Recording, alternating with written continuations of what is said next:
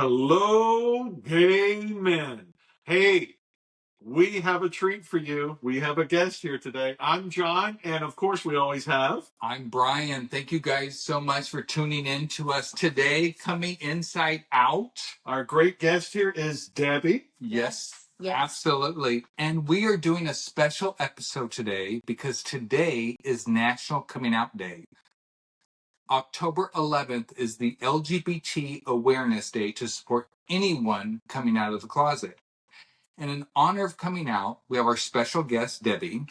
Debbie is a proud mother of two. She's also a personal friend, and her husband is an amazing man who is the mentor to my son, Matthew. And Debbie and Tony gave him his first job when he was 16 years old. Yeah. So Debbie is here today to share the coming out story from her son. Yes. Thank you so much for joining us. You have no idea what this means to me. Well, thank you. You don't know how much it means to us. Yes. Because so many people always wonder, how am I going to tell my mom? What's the reaction from my mom or my dad? And we're just privileged and humbled to have you here to share your story. Yes. Yeah. So, Debbie, we're going to start at the beginning. How old was Cody when he came out to you? So he came out to me when he was 17. When he was 17 years old. Yes. And where was he in high school at the time? He was a junior in high school. Okay. Yeah. Another question I have before you get into his story was, did you at any point prior to him coming out to you have a thought or an indication that he may be gay? Absolutely not. Okay, which is different from my son Cole, because my ex and I thought since he was very young that he was gay. So it was a complete surprise to you. Complete surprise. All right. Yes. Take us back, Debbie. Because as a young man, as a preteen and teen, he would have posters of girls on his, and he would be watching girls. And I was like, yeah, okay, that's it.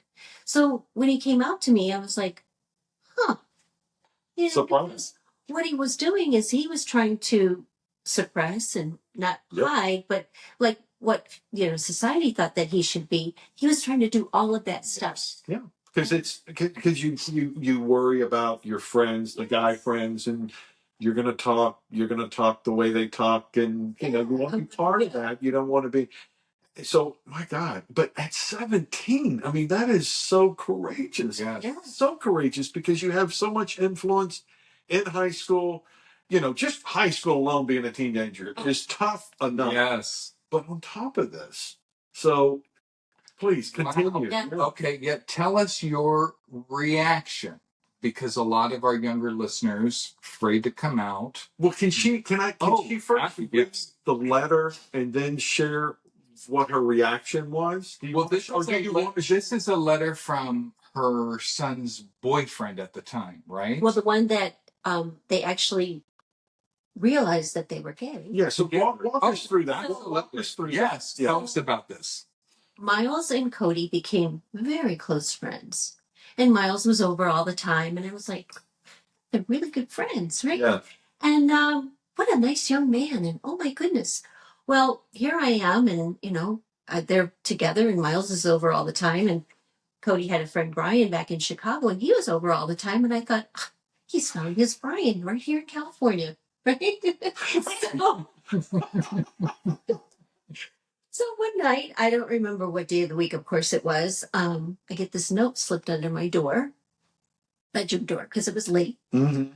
And I'm like, okay. So I read the note, and I wish I would have kept the note because Cody is no longer with us.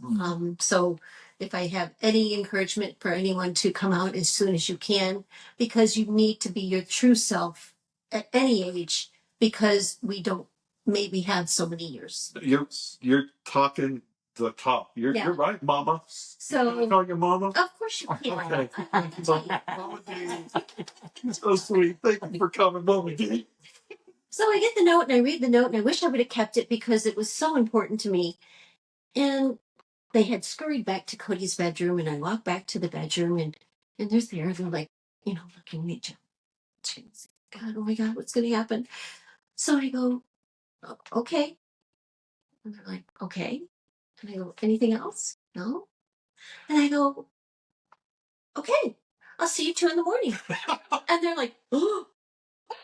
So the morning I was like, okay, this is it. So then, as you know, from the note that you didn't read that Miles had sent me, they began to notice that it was okay to come out. And Right. they started coming out to friends and more family members. And it just opened the door to be who they are. Maybe I just missed it when you were talking, so confirm it. Did you tell them you okay? Because when you got the letter, Yeah, you read the letter, I read the letter. and then they came back, right? Well, no, they scurried back to Cody's room to like wait for me to To come. Yeah. Back. Oh, okay. Yeah. So you reacted, and then did you walk into the room? Yeah, I walked into the room with them there, and they were like, "Oh." But did I hear you say earlier? And correct me if I'm wrong. You said, "Okay, it wasn't a big deal." But you did. Did you tell them you loved them? Of course I did. Yeah. Well, okay, because I didn't hear that in the school. Sorry that No, I want to make sure you get the. I hugged them both, and I said, "Okay, love you. See you in the morning." And the letter was they're coming out as gay. Yes. They're in love. Yes. What you remember about the letter? What? I don't remember anything about it. Right. That's why it breaks my heart that I don't have it. And they were so cute. They even bought each other little gold rings to. Really? Yes. And then at Cody's graduation, because Miles was a year older, he had, like a big sign as Cody was walking up to get his diploma, like, hey, Cody, how much I love you. So it was really nice. Yeah.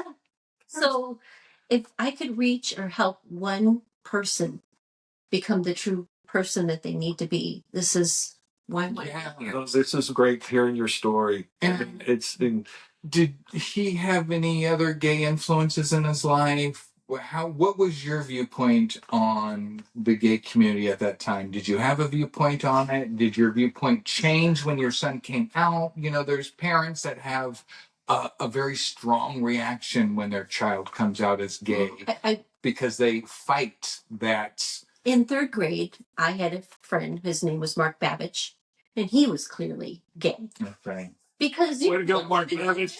John had one of those with his little boots on, and he did. Matthew Stanfield. Matthew.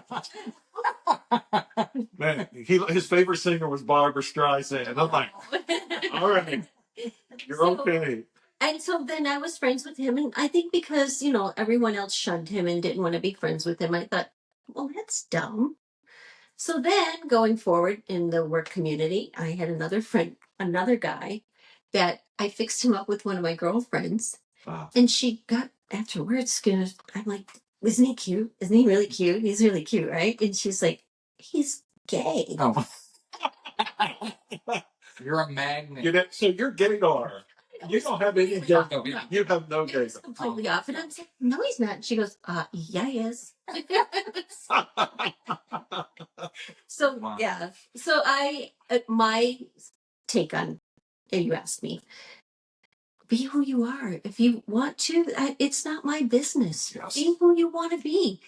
If you're happy, be happy. I think a lot of people are afraid of the reaction that they're going to. It's the unknown. It's the unknown. And because that's maybe one reason why they wrote a letter to you, as opposed to telling you. They wanted you to have your time to process it. Yes. And to do that. Because like my brother, who was like my father, his father left and he was a father figure. When I came out to him, I just texted him and I said, hey, do you have 30 seconds or do you have an hour to get on the phone? Because I didn't know if he was going to hang up. Right. Or if it was going to be a long conversation. So for Cody and Miles, I think that was a great way to do it because they wanted you to take it, process it, decipher it, to absorb it. Yeah. I think that was really good. I have a question. Were you worried about any of your friends, like, parents or anything, or any? Were you worried about Cody's welfare or his? I was other parents' reaction. Other parents' reaction, or did you? I just didn't want them to hurt him. Right. Because then I would have to hurt them. Exactly. And then they're not my friends anymore. Right. And hurt in any way. And physical, mental. And I didn't even, I just thought, there I am. I didn't even know in certain states that you couldn't, it was like, you couldn't get a job if you were gay. Yeah. I had no idea. Yeah. Well, we talk about, like North Carolina. Yeah. What? Yes. So, Debbie, Cody came out to you. Yes. And then tell us how he came out to the rest of the family. How he came out to Tony. Tony, His sister. What part did you play in that? Or I had nothing to do with that. I didn't tell anyone because it wasn't my story to tell. Oh, wow. Oh, all right. That's right out of my book too. Yeah. I'd say the same exact thing. It's not my story to tell. Yes. So how long did you have this information before he told any of the other family members? Maybe a couple of months. Okay. Yeah. All right. So he told Tony, and we were living in, we had sold the house and we moved to the Woodlands for a little bit. Okay. So I came home and Tony goes, I had a conversation with Cody. And I'm like, okay. And he goes, This is Cody's father. Well, stepfather. Stepfather. But he called him his father. Oh, that's okay. Yeah. And So he goes, and I go, and he goes, yeah, I love him. And I said, me too. Yes. So I do have a story to tell you about one of my friends when you ask about friends. Yeah.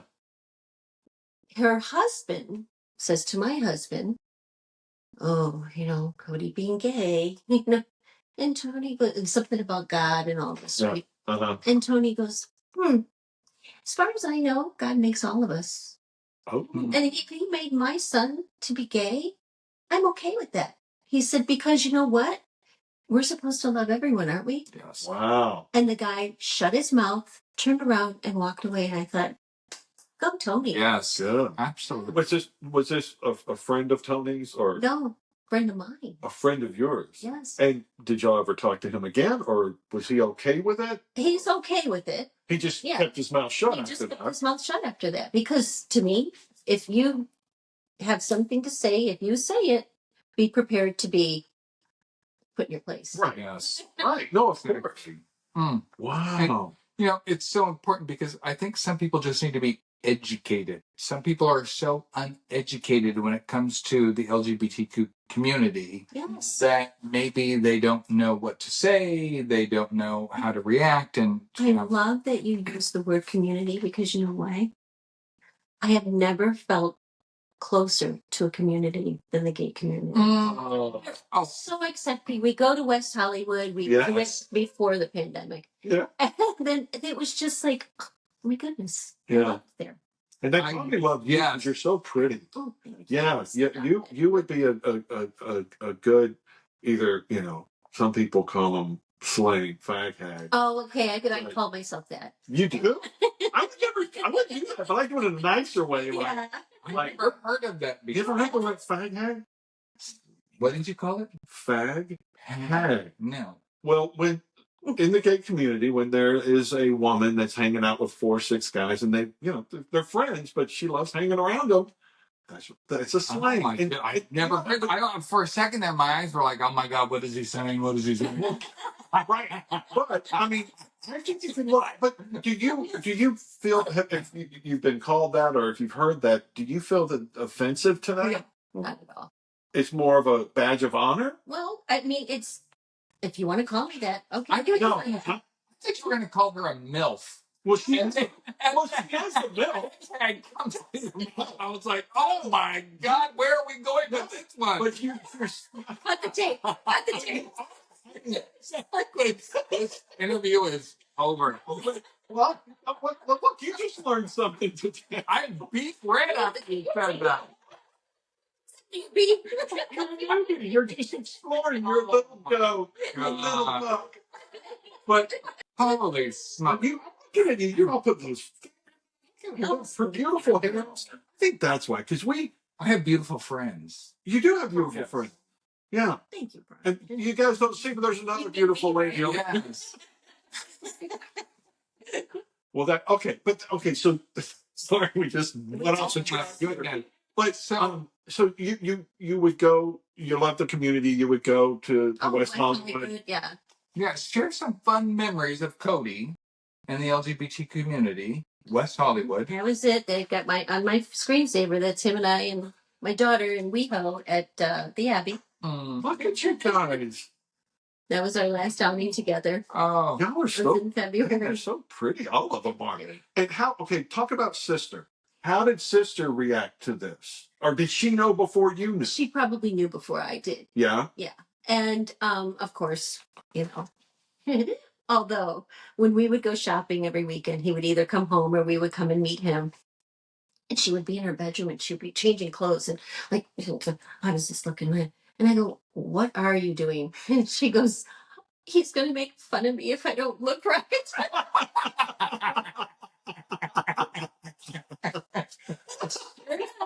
Oh my God. Outfit didn't match. She'd get out of the car and he'd go, okay, so we thought that would look good today.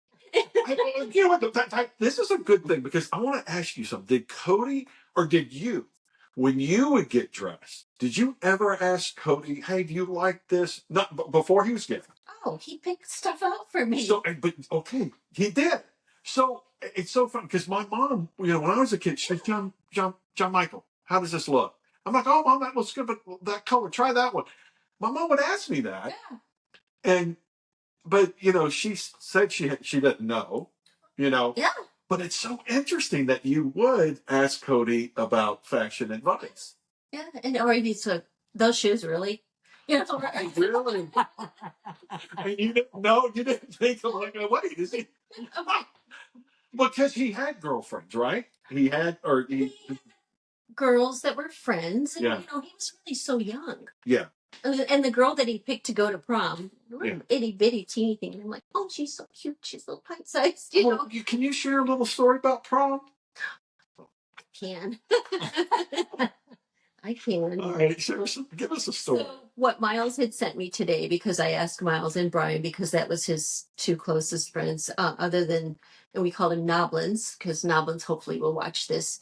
And I go, why Noblins? His name is Jonathan. And he goes, if he was a drag queen, we'd name him Noblins. Oh, there you go. That's neither here nor there. But anyway, when Cody had told me about Miles, he said, we brought these girls to prom and we're at this house party afterwards and, we're making eye contact across the room and we snuck off and we went in the bathroom and we kissed and I really liked it. I kissed the boy. Oh, there you go. All right. Oh, okay then. So his prom date didn't get lucky that night. Mm-mm. No. All right. Okay. So, all right. So they went off and smacked down and That's so funny. Oh my gosh. So Deb, what else do I have here for you? Have you been a support to any of Cody's friends? When Cody came out, did he have friends that were still in the closet that were struggling to come out that came to you before they went to their own parents? I don't believe so. Okay. Because the ones, and they all still keep in touch with me. We actually, they'll text me for Mother's Day or, Christmas so they're all still a part of me. That's sweet. Yeah. That's so good. If I got anything out of Cody's friends, they still I believe they consider me like part of them. Yes. Of course. A little family. A little family. Of course. So, I believe they all came out to their parents first. Okay. Yeah, if you'll see in Brian's letter, it was Cody came out at 16, called Brian, said that he was gay, and Brian's like, oh, am I? Wait, Brian. So Brian was a friend from Chicago, the 5th grade friend. Got it. Yeah. Okay. So it took Brian then 4 years to come out to his parents. And he is so here again, also knew at a young age, Mm-hmm. Brian, that he was struggling with his sexuality, and he came out at age 20. Mm-hmm. Yeah. And how does his parents take his coming out? He says that they were okay with it. All right. Yeah. They were supportive. Even though he had a lot of brothers and sisters, I think 4 or 5. And so Brian is now married. Okay. Living in Chicago. Miles is now married, living in San Francisco. Oh, yeah. Great. So my daughter, Brian had a quick wedding. Was one of them pregnant? Yes, we were. And Miles had, the big blown, beautiful, Mm-hmm. So I think it the very first one, it had to be postponed because of COVID. We were invited to, and I don't think Lauren went to the wedding. No, she did not. Don't Lauren, my daughter. God. So Lauren, it's really nice because her brother's gone. Yes. The boys, I call them boys because they're young, treat Lauren like a little sister. That's so sweet. It really is. Yeah. Talk about how your life was enriched, how your relationship with Cody reached a new level after he came out. Because didn't your bond with him become stronger after his coming out? Well, I was happy. Mm-hmm. That he was able to be free. That he was able to be free, be himself, and come out and not like some kids that you would think, oh, I'm going to go hang myself or commit suicide because I can't talk to my family. Right. And I was just like, oh my God, thank you. Thank you that I'm that close to you, that I love you that much. Right. That you can be yourself with me. And that's what's so important, and that's what we're trying to do with this podcast, is to reach really everyone that's struggling on whatever level. If it's a gay man married to a woman, if it's a young teenage kid that's unsure and just doesn't know what their parents are going to do. And I love that you're sharing that they were together and they wrote the letter and they just slipped it under your door.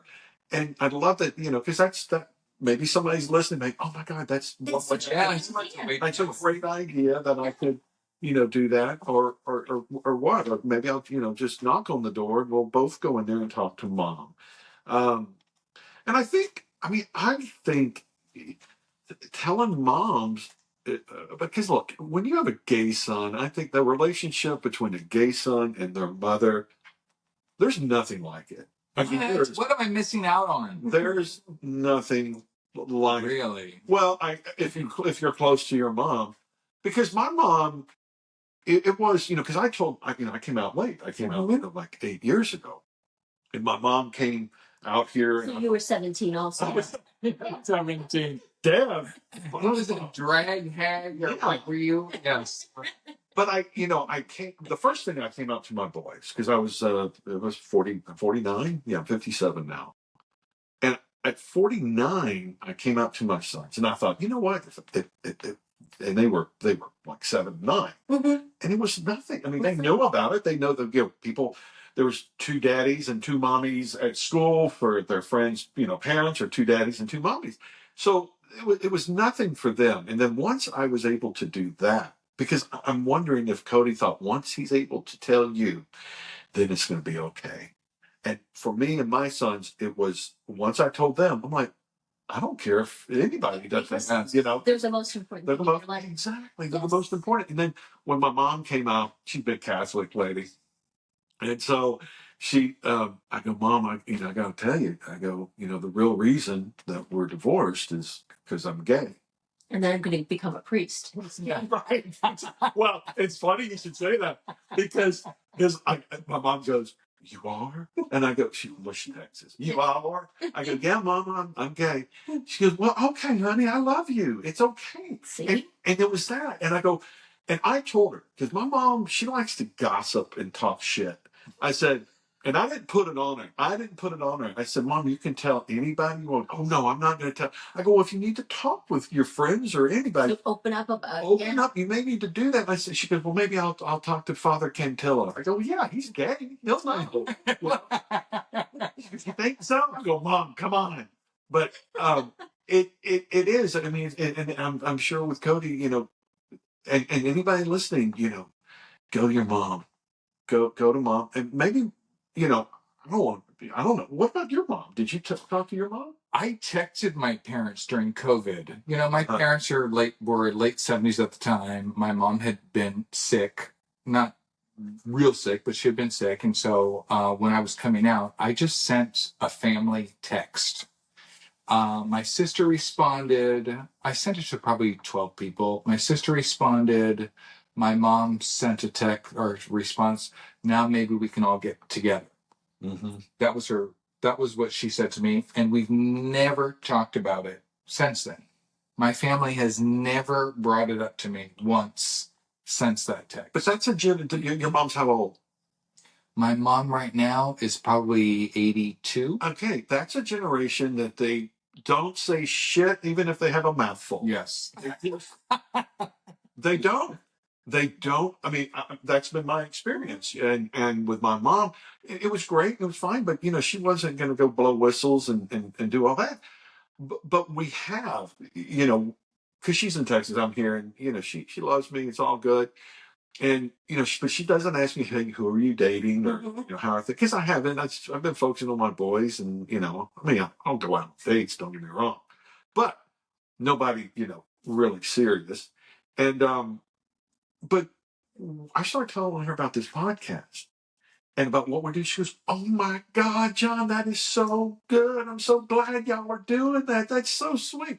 I go, "Mom, would you?" And I thought, "Mom, would you ever want to come on?" She goes, "Well, yeah, I'll come on." Oh, there you go.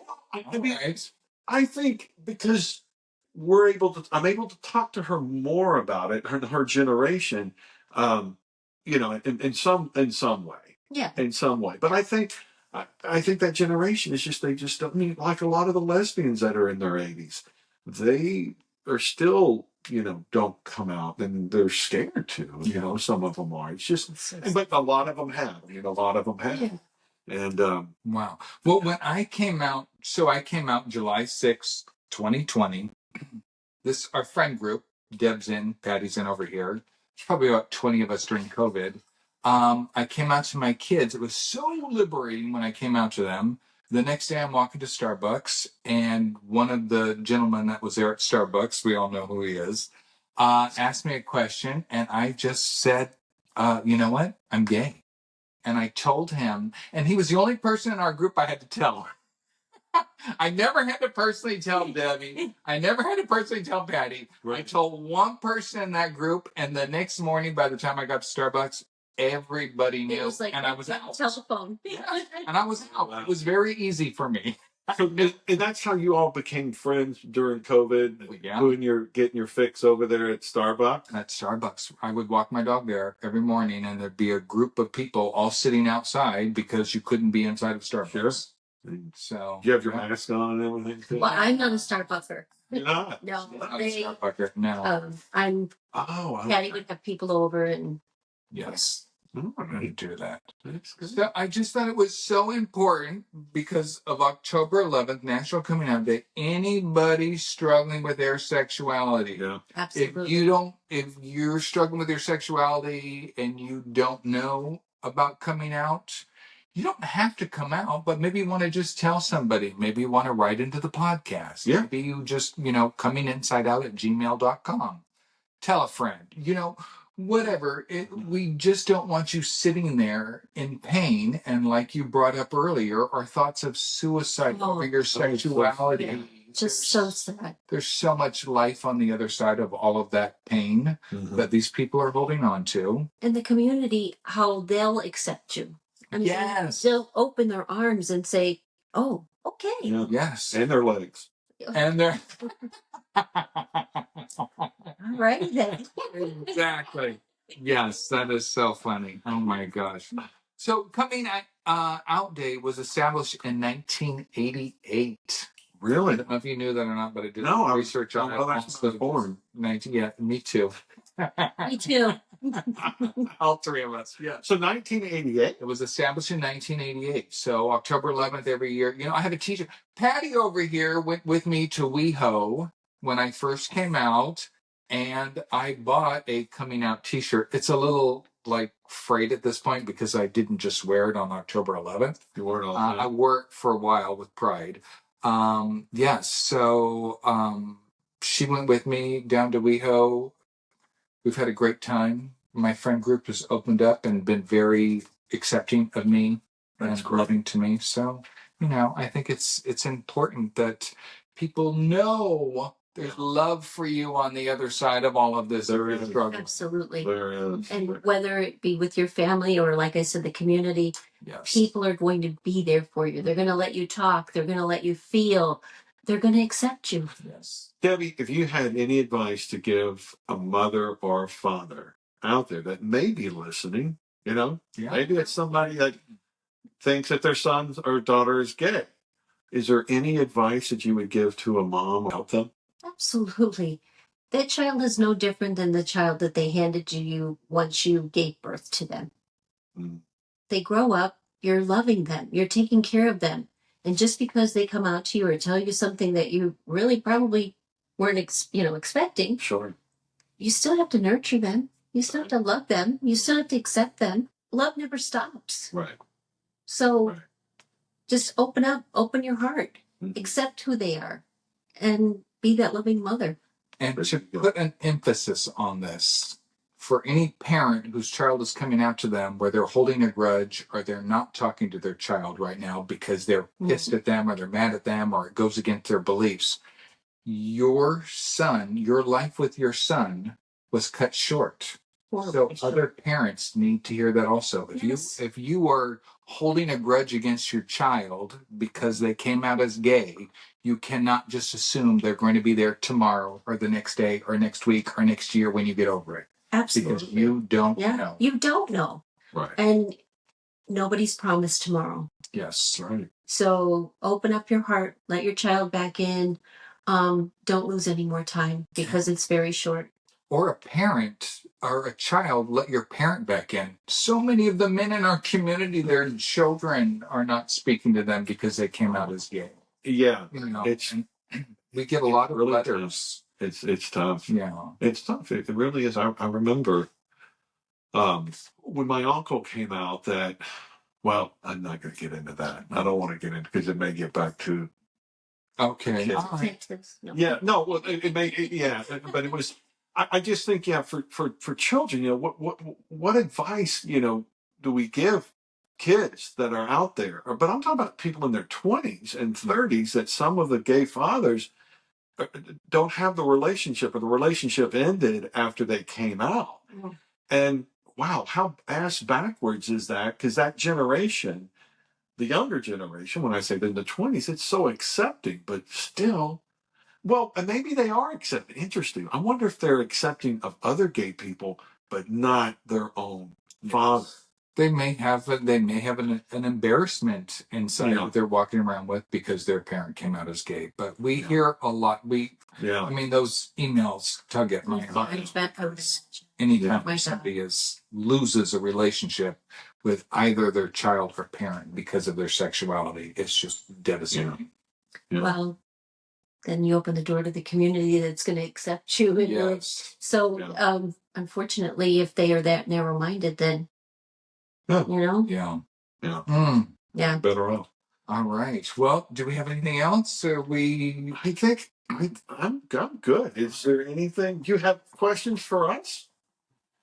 I think I'm good. Thank you.